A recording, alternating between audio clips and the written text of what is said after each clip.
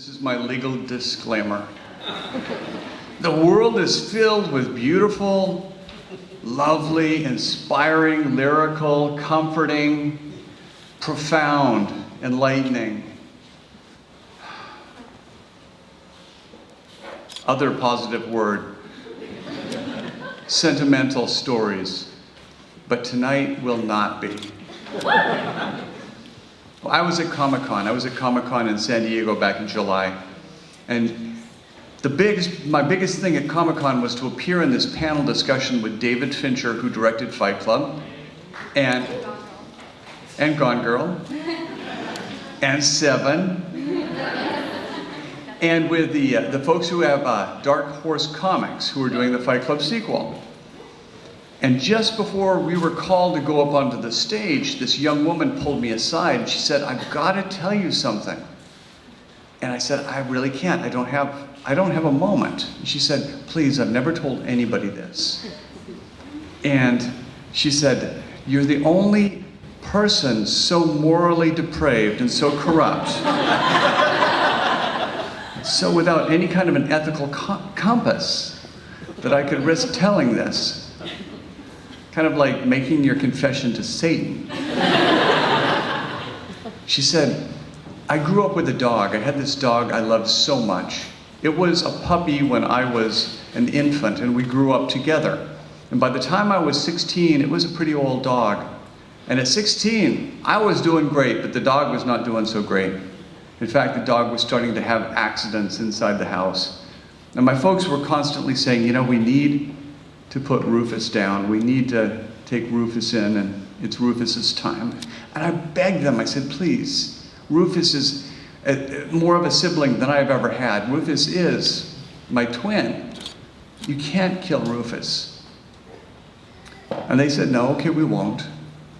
So one day, one weekend, the parents were gonna leave for the weekend, and as soon as they were out of the driveway, I called my boyfriend.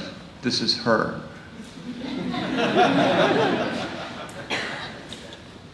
And my boyfriend came over, and we decided to have anal sex on my parents' bed.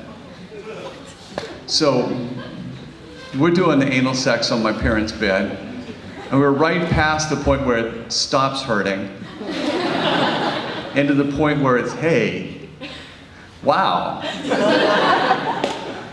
Surprise, surprise. When we don't even hear my parents pull up in the driveway. We hear their car doors slam. They're here, they're out of the car, they've forgotten something. They're right at the back door. So we jump out of bed, and the moment he pulls out of me, I accidentally squeeze out a little poop. It just pops out, you know?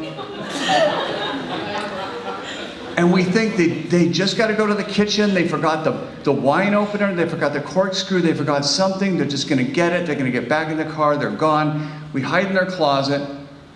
We hear my father's steps come up the stairs. And we hear my father say, "Goddamn fucking dog." And they leave. And my boyfriend and I think, whoa, hey, that could have gone worse. Until we start to look around for the dog. And they have grabbed the dog, my twin, that I've grown up with. They grabbed the dog, and they drug it out of the house, and they took it straight to the vet, and they had it euthanized. And it wasn't even its poop. And I have yet to tell my parents that I pooped on their bed. And they killed an innocent dog. And that's the kind of stories you're going to hear tonight.